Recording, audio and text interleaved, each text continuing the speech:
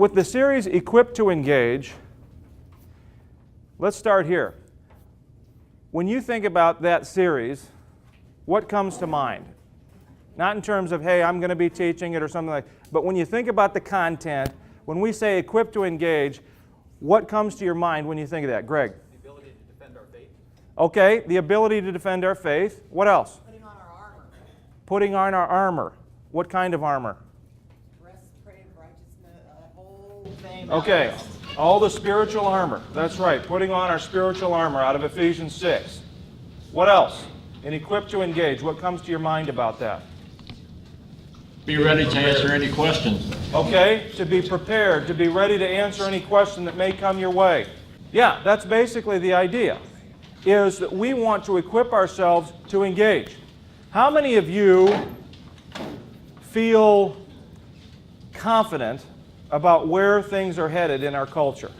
How many of you feel positive? How many of you feel good about where things are headed in our culture? No.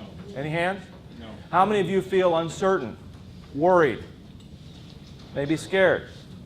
No. Okay, sometimes angry. Yes. Any number of emotions, right?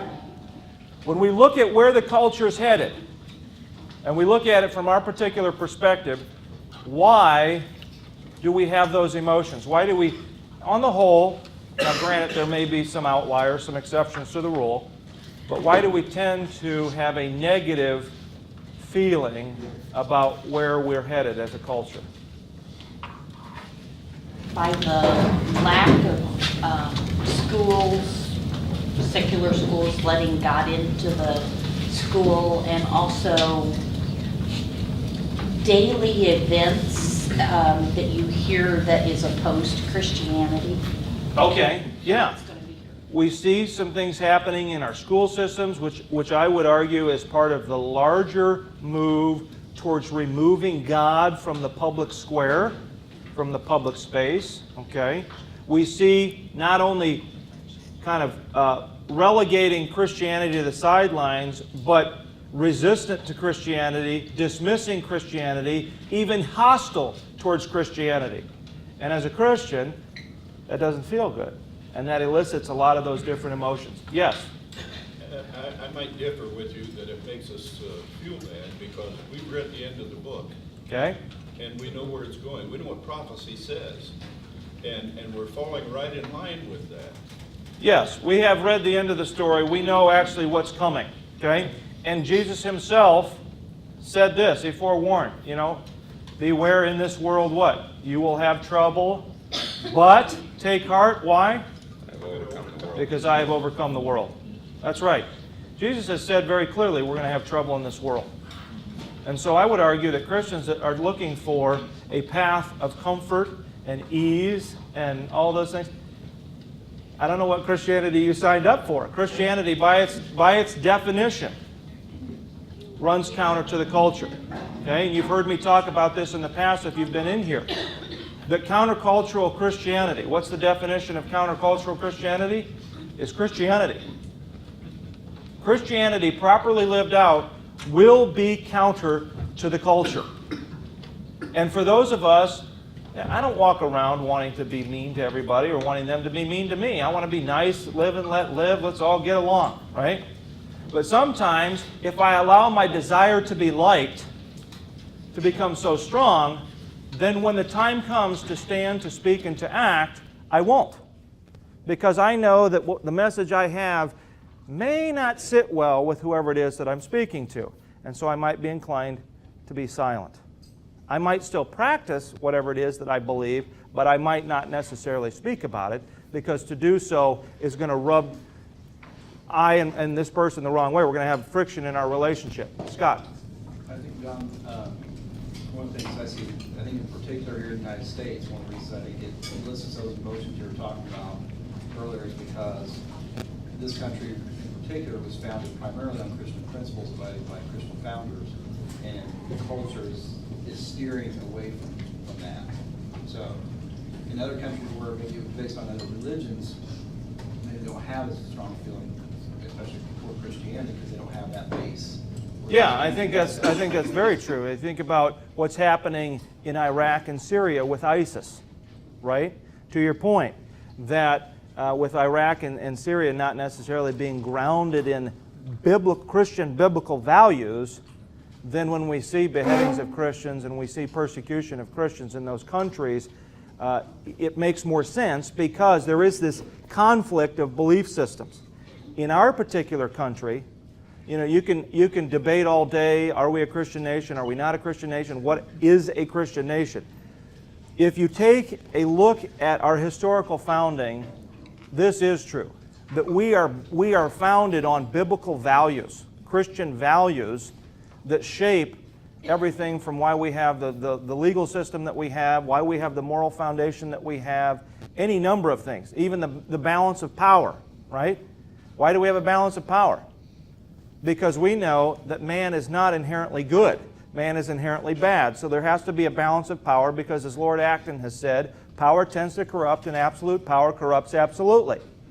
That's called the sin nature, right?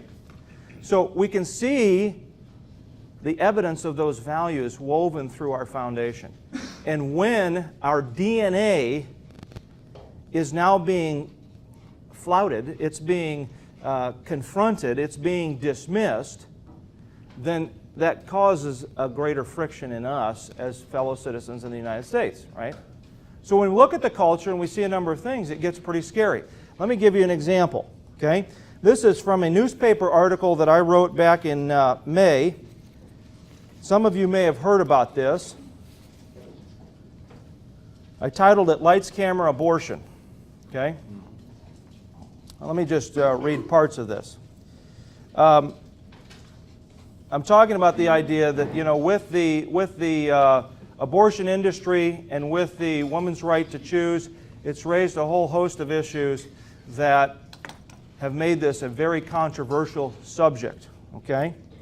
The story here is that a gal named Emily Letts let the world know that, quote, there is such thing as a positive abortion story.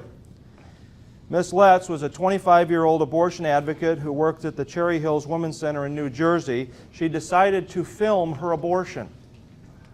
She then posted the video on YouTube for all of us to watch. In the video, Letts explains, and she's got the camera going, she says, I don't feel like a bad person. I don't feel sad. I feel in awe of the fact that I can make a baby. I can make a life. The irony, as I write, is that her comments against the backdrop of what took place, the irony seems lost on her, that she feels inspired that she can make a baby, only then to take its life because she wasn't ready to have a baby yet. Okay? Now, even Slate magazine, which is not bent towards a conservative, certainly Christian perspective, they question, is abortion really a joyous event? Okay? And some of you may have heard about this story. How do we respond to that? How do we respond to the fact that this young woman decided not only to have an abortion, but to film it and to record the fact that you can have a positive abortion story? How do we respond to that as Christians? Yes? Pray that God will reveal to her the truth. Okay, definitely. We need to pray for her. We need to help her understand that a positive abortion story is positive for whom? Now, folks that agree with abortion would say it's positive for the woman. It's her right to choose. You know, she's free to do with what she wants with her own body. As Christians, we might argue it's certainly not positive for the unborn baby, and it's not even positive for the mother, despite what the culture would say. How else would we respond to this? How do we wrestle this through? Most of us would be silent. I mean, and that's the problem. I mean, we would, you know, internalize and go, oh, that's terrible. But then what do we do about it? And that's, you know, that's hopefully why we're here, is because we're tired of being silent and we need to know how to properly respond to that. Okay. Not be afraid to say, hey, that was wrong. But most of us, I think, probably pray, but remain silent. Okay. That's a very poignant and candid conversation or observation, right? Very candid observation. that for many of us, maybe most of us, we would be silent about that. We might disagree privately, we might even have a conversation over the dinner table, but we're probably not going to take it much farther. We might read the article in the news or something like that and go, here's another example. Yes, we might be silent. And I want to kind of key off of that, because that is the reason why we decided to put this series together. It is, as my good friend Walt Brown says, the hour is late. The hour is late for what's happening in our culture. And we are far past the point that we can be silent anymore. We cannot be silent. We need to stand and to speak and to act on these things. And that's what we're working to try to do with this series, is to give you the tools to be more confident so that when those opportunities come up, and we have them in different ways, maybe it's a conversation with, you're at the beauty shop and the gal doing your hair gets into a conversation with you, or maybe it's a coworker, or maybe it's a family member, or whatever it is, that when that time comes, you will be more confident to engage on the issues. I'm not saying you'll have all the answers. I don't have all the answers. Nobody but God has all the answers. But that you'll be more confident to start the conversation, to get it going, to plant seeds. Okay? Now, if you have your handout in front of you, first of all, I have a quote there at the beginning from T.S. Eliot from his book Christianity and Culture. He says, if Christianity goes, the whole culture goes. Okay? If Christianity goes, the whole culture goes. What do you think that T.S. Eliot meant by that? If Christianity goes, the whole culture goes. What? That's a foundation. Okay, expand on that. That it's the foundation. What do you mean by that?